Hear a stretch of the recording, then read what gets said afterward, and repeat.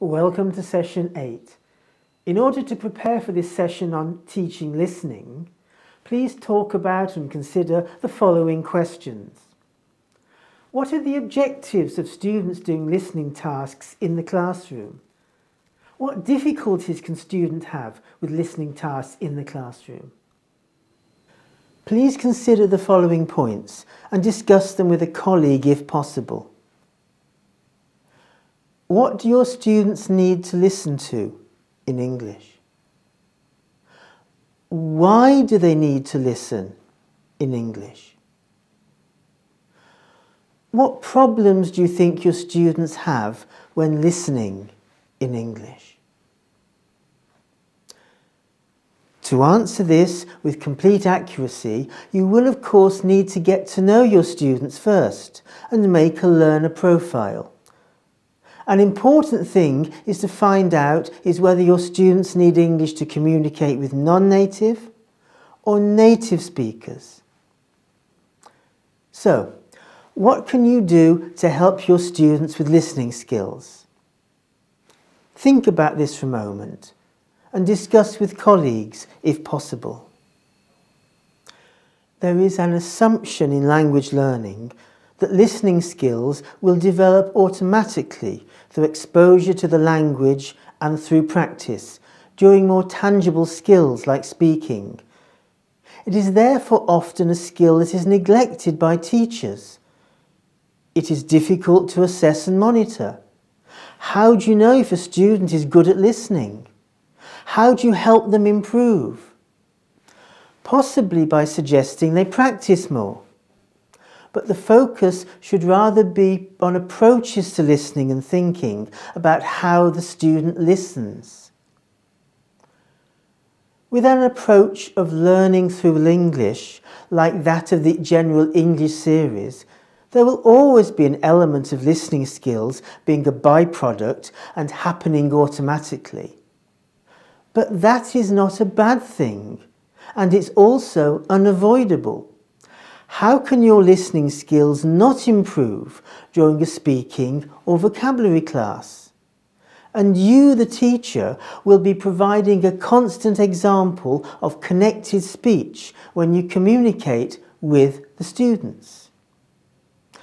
You, however, should not be the only example the students have. Exposure to a range of accents or even just different voices can be extremely beneficial for learners. Students often feel safe listening to the voice of a teacher, and when an audio clip is played in class, they panic immediately, thinking they won't understand. The listening skills tasks in the General English series are recorded by native speakers with a variety of accents. The language is graded and clear, but natural. The session on World Englishes will discuss this further, but you should encourage students to listen to a variety of different accents, both native and non-native, so that they can have the opportunity to notice features of pronunciation, fluency, and connected speech. The growing use of technology for communication and leisure time means that individuals who want to be active participants in society and effective communicators need to develop a high level of proficiency in listening. It is therefore important to consider how classroom activities can prepare learners for the kinds of listening purposes and situations they could meet outside class, and how they can develop confidence in dealing with authentic spoken English. Think back to your ideas about why we need listening skills, or the reasons why we listen. Jeremy Harmer identifies 6. Listening to confirm expectations. This would employ a top-down approach of using your knowledge of a situation to anticipate information. Listening to extract specific information. In other words, listening for specific vocabulary or key words that will indicate the information you need. Listening for communicative tasks, possibly to replicate and retell information so you can speak to someone else about what you heard. Listening for general understanding. You may also call this gist, like in reading.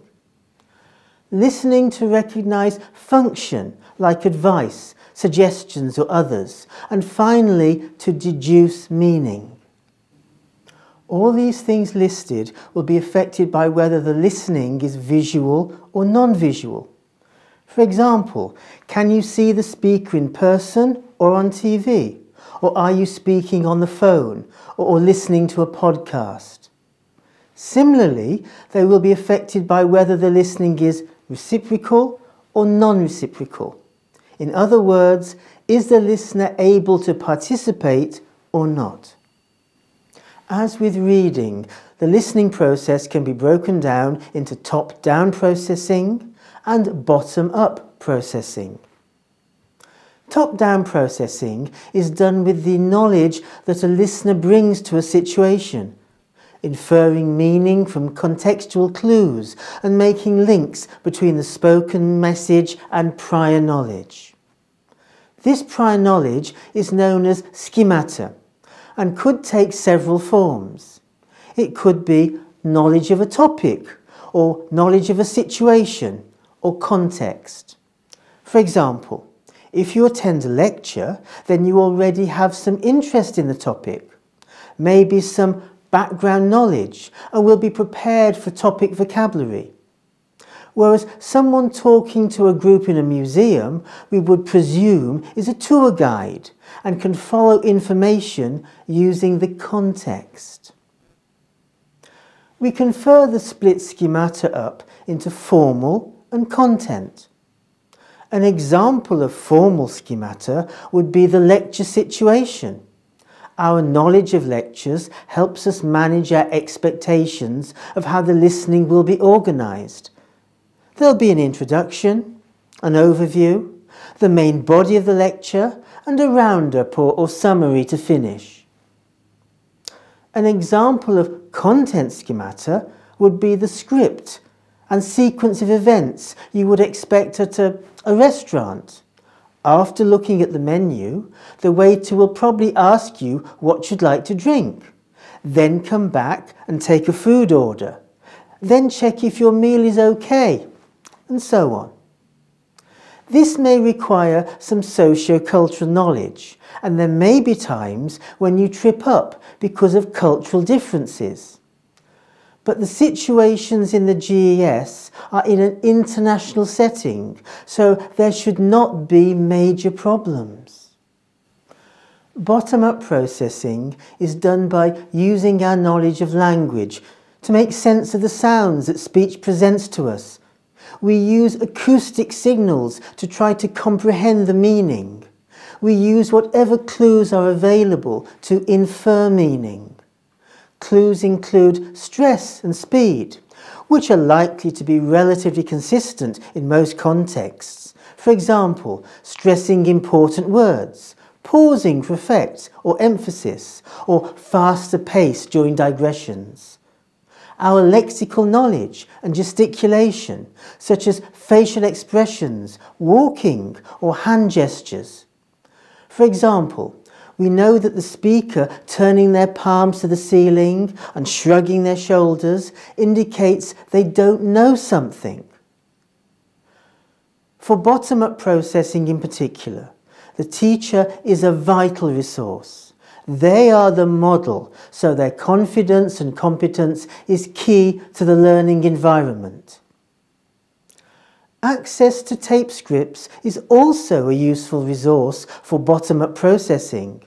It encourages students to notice, analyse and learn chunks of language, and is also an opportunity for them to self-evaluate. This is something they can do outside of lesson time too.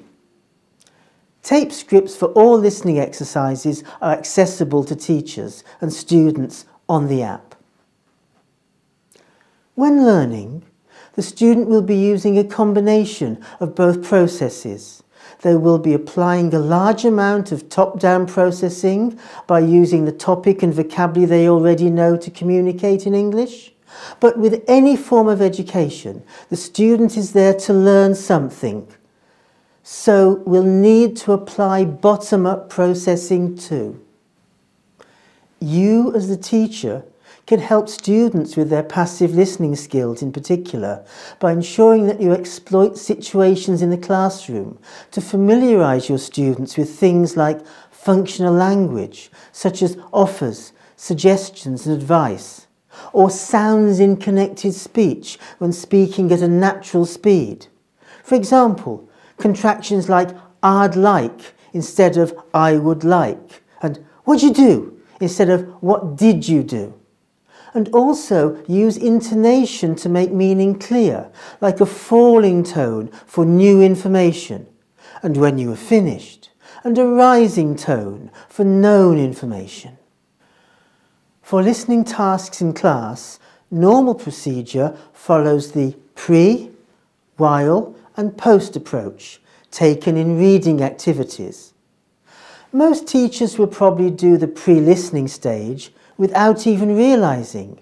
In the same way we do a warmer for a whole lesson. Each task requires its own form of warmer too. At the pre-listening stage, learners will need to tune in to the context and the topic.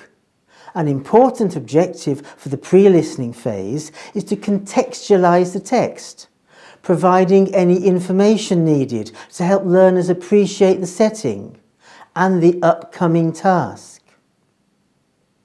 As mentioned in earlier sessions, Imperial English courses take a topic-based and integrated skills approach. So the pre-listening could actually be in the form of an early speaking task in the topic, encouraging students to form opinions and activate schemata. Here is an example of a lesson that includes a pre, while and post-listening approach. The pre-listening part actually starts with task 1. The speaking task encourages students to discuss the features of a good presentation. This gets the class on topic and activates the schemata. Depending on your preference as a teacher and the ability of the class, you may also want to introduce task 2 with some more pre-listening.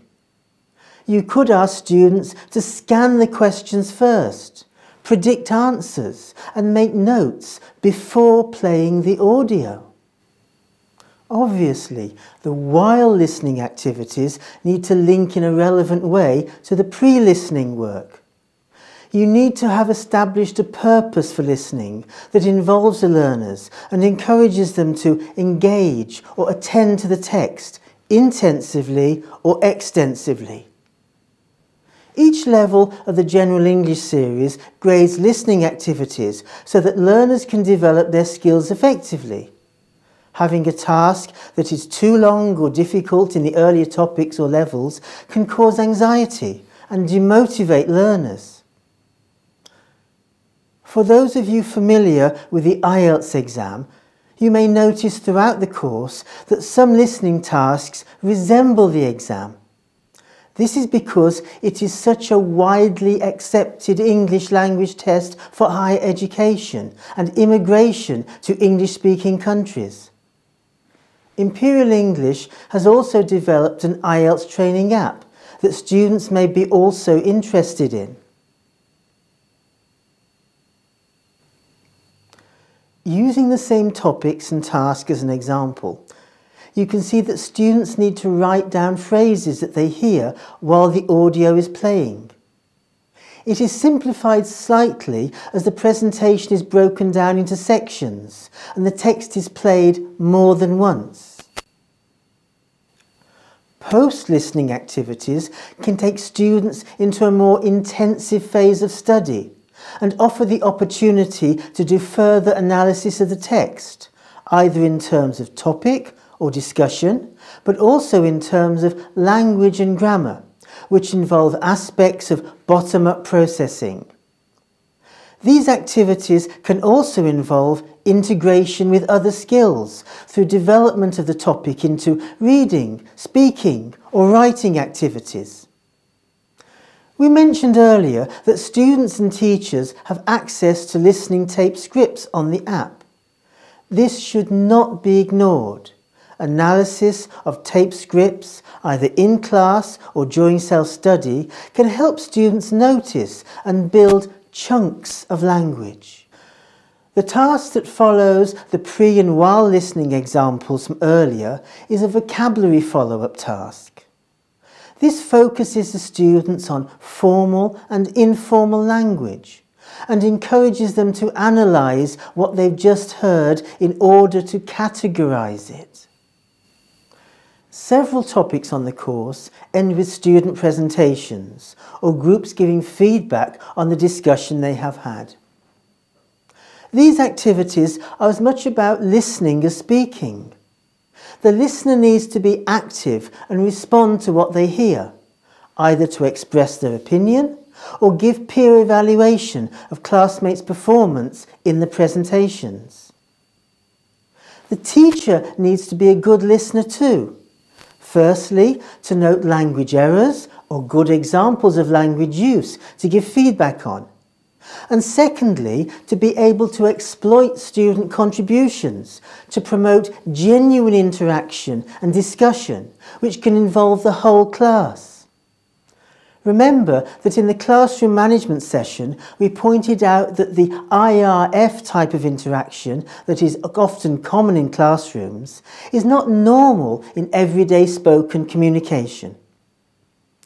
Listening is a good opportunity to imitate real life as much as possible. The teacher should show interest in what the learner wants to say and express, and not just focus on how they say it and how to correct it. Listening tasks on the app can be played individually by the students as an option. However, tasks can only be played twice. There is also a pause button. In this situation, teachers need to plan carefully as they need to be in control. Students must be clear on when they should press play and pause if you are drawing attention to specific features in the text. They will also need to bring headphones if the teacher wishes students to listen individually. These are the hashtag words to take from this session. Write a short summary of the session using the hashtag words and examples where possible.